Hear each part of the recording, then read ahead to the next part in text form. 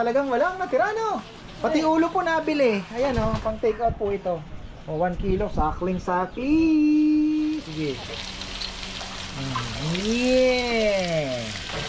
Sisig mugmog. Konting sili.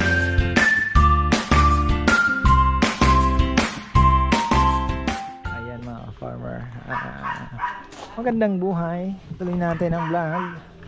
At sagad po ang lechon. Talagang walang natira, no? Pati ulo po nabili. Ayan, oh, pang take out po ito. O, 1 kilo, sakling-sakli. Ayan na, ubos. Wipe out. Pati ulo nabenta. Oh. Eto, pang ano to, pang sabaw. Ayan. Kuya, kalahati, nakaabot pa. Ha? Kalahati. Oh, sige. Ayan.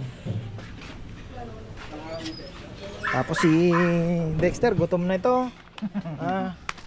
Kongkong, gutom na rin ito.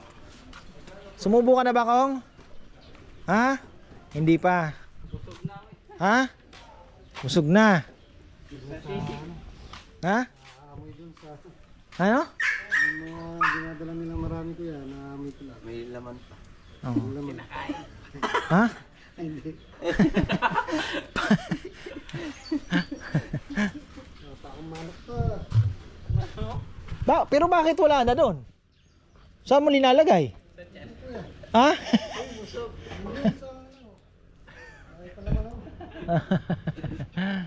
Ayan, ano na po kami, patapos na. May mga humabol lang, pero it's a very good Saturday talaga. So napakaganda po.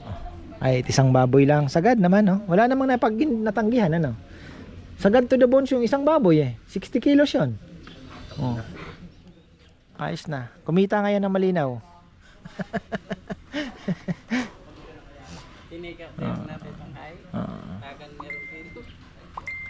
Oh, ayan. Galing. Ayan, magkakain na po kami. At ano kayang uulamin? Walang natira. May patay. kilawin pa doon po eh. Gout.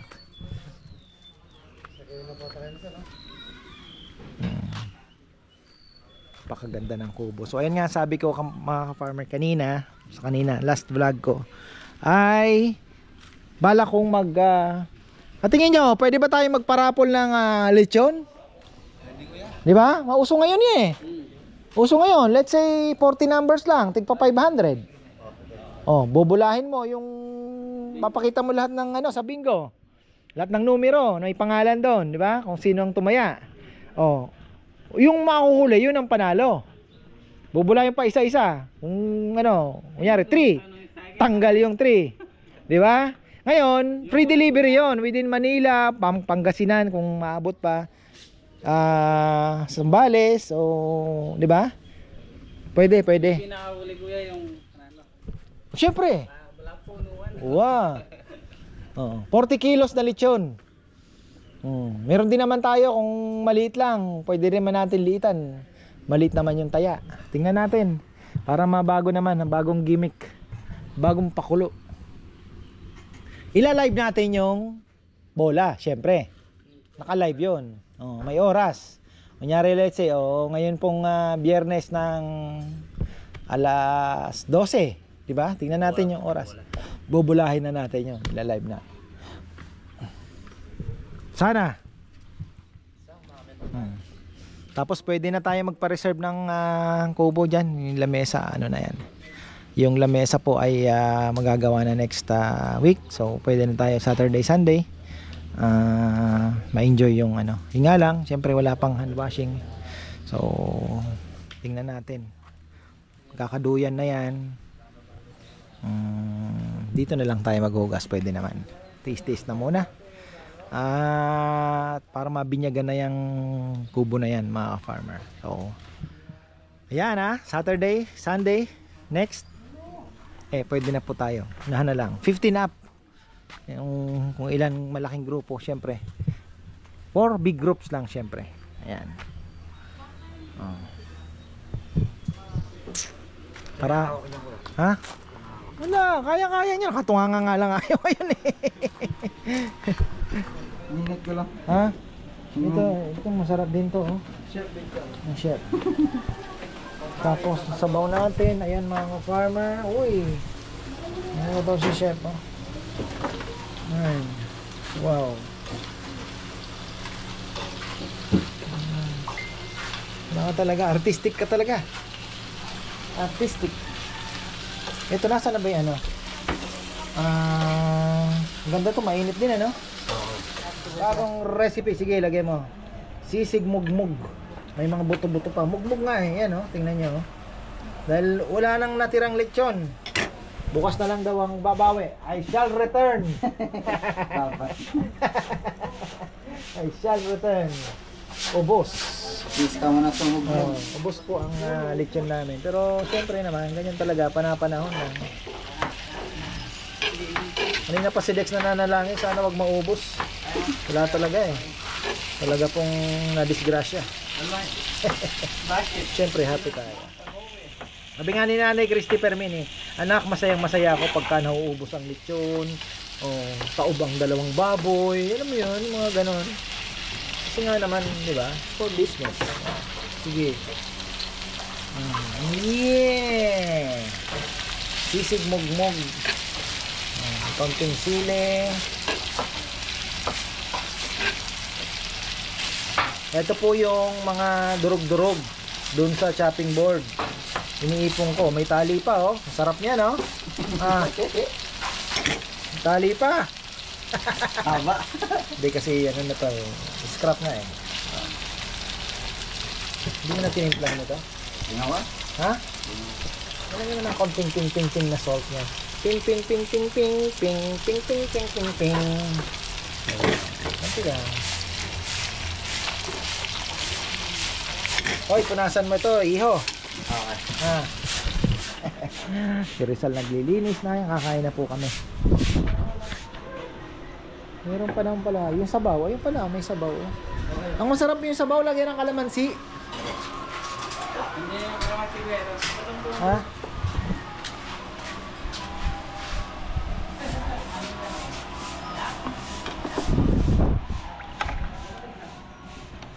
Tatlo. Tong! Yan na natin ang kanin. Meron pa. Meron pa po.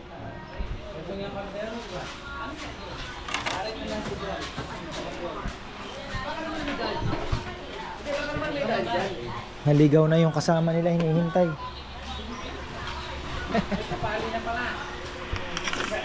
Uy! Ito nagpahabol po kasi ng kanin. Gawa nung si Bebe nagpanik. Aba, mahirap na. B. Magutom mga anak. B, kaya na B. B, halika na B. Si Jamie, tsaka Saysay. Nagsundo ng bata. Si? Sino sinundo nila? Hindi, may kinuha lang sa baba. Ong! Ong! Ay, naguhugas pa si Kong, yung senior, hindi nyo tinatawag. Ha? Ha? Hindi. Naguhugas siya ng ano, di ba? Kasi nga nagduyan siya muna kanina. Naghahabol. Oh. Sisig. Ito, sisig, tali. May tali ito. Pasensya na, pag may tali ha, baka may hook pa yan, matira. Ay, ito lang ako ha.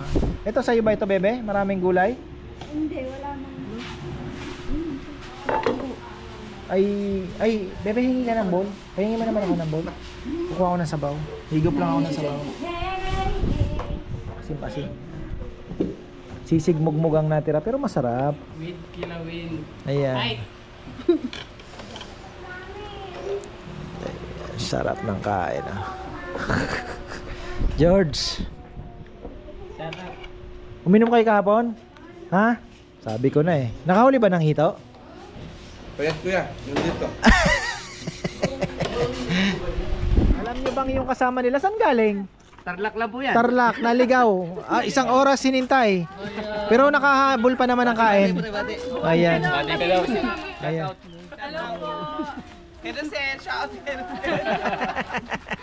Tapos kayo saan galing? Fairview kami. Oh, Fairview, ayun na. Malapit Patay namin na. Oh, layo. Salamat ah. Thank you. Ingat, ingat, ingat. Ayan, no. Grabe, pag kayo po ay manggagaling dito sa may norte, ay wag po kayong maniniwala kay Google Map o kaya kay Waze pag kayo idinaan na sa rough road. Bumalik na po kayo dahil wala po kayong dadaanan na rough road. Ang rough road nyo pong dadaanan ay ito na. Ayan na, harap ng kubong yan. Oh, yan, yung kakaunting yan. Yan na po yung rough. Puro simentado na po yung dadaanan ninyo. Ngayon, kung kayo naman po ay magagaling ng Manila, wag po kayong mag-e-exit ng Mexico. Ayan ha, inuulit ko, wag kayong mag-e-exit ng Mexico. Napaka-traffic dahil dadaan po kayo sa Jurassic Park.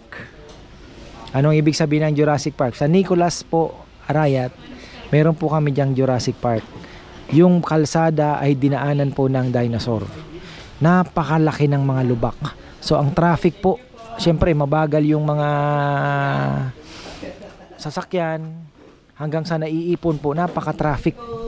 So ayan ha, wag po kayong dadaan ng Mexico exit or San Fernando exit. Galing kayo ng Manila, dumaan na po kayo ng Mexico exit. Kung kayo naman ay galing ng San Fernando o Olongapo, Mexico exit na po kayo dumaan. At i-waste nyo na lang papunta dito sa Ka-Farmers Farm. So ayan ha, inuulit ko, meron tayong raffle. Sana mag-materialize yung ating raffle system para naman maging exciting. Tayo ay magbobolahan ng live. Oh.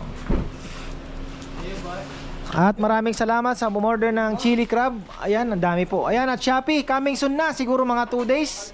Pwede na nyo pong i-check at pwede na kayong mag-mine. Check out, buy. Ayan, mga ka-farmer. Dahil itong mga to ay makukuha nyo na sa Shopee. Ayan, mga yan. Makukuha nyo na sa Shopee yan. So, mayroon tayong crab paste only. Crab paste only. Yan po ay binibili namin and then niluluto namin. Crab paste only. Chili garlic with crab paste. Ito po ang masarap. Na talagang Tapos meron tayong wala na tayong chili garlic only. Meron din tayo nun. Walang crab. So, yung mga allergic sa crab. At ito pa, humahabol yung dahil marami po ang naaanghangan, marami po ang nagsasabi ka-farmer sobrang anghang. So sabi ko nga, chili paste po kasi yan. So meron tayong ginawa, binabaan ko yung konting sili, mas masarap nga naman siya. So tolerable na po ang anghang. Shout out kay ka-farmer Michael Directo, isa sa mga, pero sa kanya daw okay, yung asawa niya hindi daw talagang manghang daw talaga. So yung bago ngayon ay nako po, maniwala kayo, swabing swabe. 2 kilong na lang at 6 na kilong 1:3. Okay na. Hoy mga electric pan, ha guys, baka may umiikot pa hanggang bukas. Yun sa kubo na. Oh. Ay na, 2. So tapos na po tayo mga ka-farmer. Ayan, late na naman tayo. 4:30 in the afternoon. Yari na naman tayo.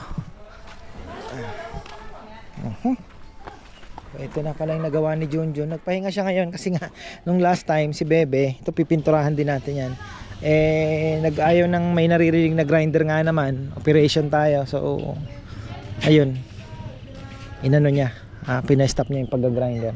So ayan na, minuulit ko, Saturday, Sunday, pwede na po nito. Pero si Bebe naiiklian po Si Bebe ay naiiklian sa lamesa. Ayan.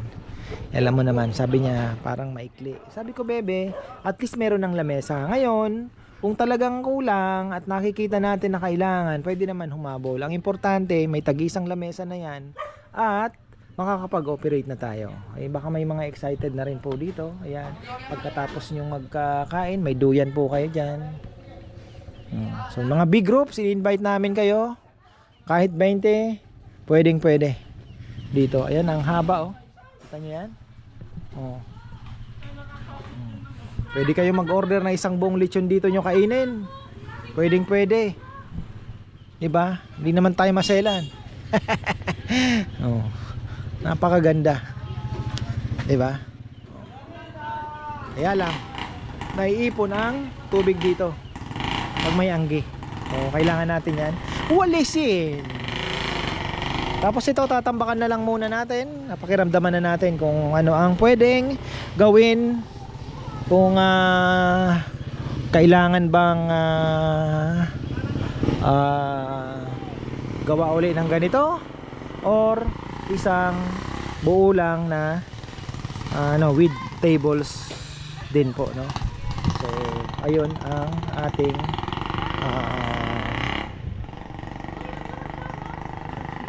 plano.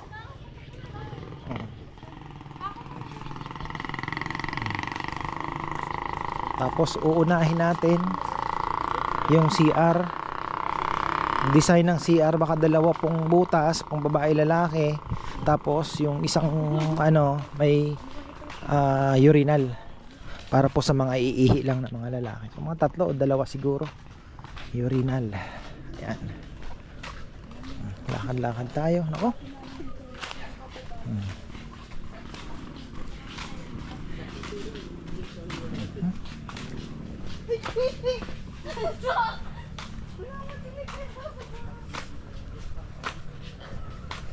Hindi na nakalabas yung dalawang gansa. Napakasaya ng mga tropa. Ayan, si Ate Mer daw, ayan, pupunta bukas. Sana po matuloy dahil alam ko naman pag kayo po ay pumupunta ay may dala nga naman talagang swerte, Ate Mer. Napakalaking swerte ang dala mo lagi. Wala pa pong wala pang beses na pumunta kayo na hindi po talaga malakas. Talagang may kaakibat kayong, sabi ko nga, talagang yung mga ubusan ng kanin, yun po yung mga time na pumupunta siya. So pagka ganyan, sabi ko sa mga boys, si Ate Mer pupunta daw. Ihanda na ang bigas, sinaing, kanin, kasi malamang sa malamang magbibisi tayo. Laging may dalang swerte yon, si Ate Mer. At maraming salamat sa lahat na dadaanan to. Maraming salamat po sa lahat ng mga pumunta ngayon. At sold out yung malaking baboy, mga ka-farmer. Ako naman ay natutuwa at nagpapasalamat sa Panginoon dahil talagang ayun, swerte tayo at successful ang araw, hindi lugi. Siyempre iniisip ko rin paano ko ilalabas yung pasahod natin, mga farmer, marami sila. So ayun, sabi ko nga yung baboy 13,000, maka 20,000 man lang sana tayo. 20 kilos na maibenta natin, 20,000 na, may 7,000 na matitira. O yung 4,000 kakosahod ninyo, di may 3,000 na kung maitatabi, pwede na. So ayun, maganda naman po ang benta. Siyempre yung mga sisig din nakabenta din, chili paste, so tulong-tulong na rin. So ayan, hanggang dito na lang po muna, mga farmer, at maraming salamat. Siyempre katapos na naman tayo ng isang araw, successful day. So ayun, God willing bukas sana ay busy ulit. So ayan, maraming salamat at magandang buhay. Beautiful.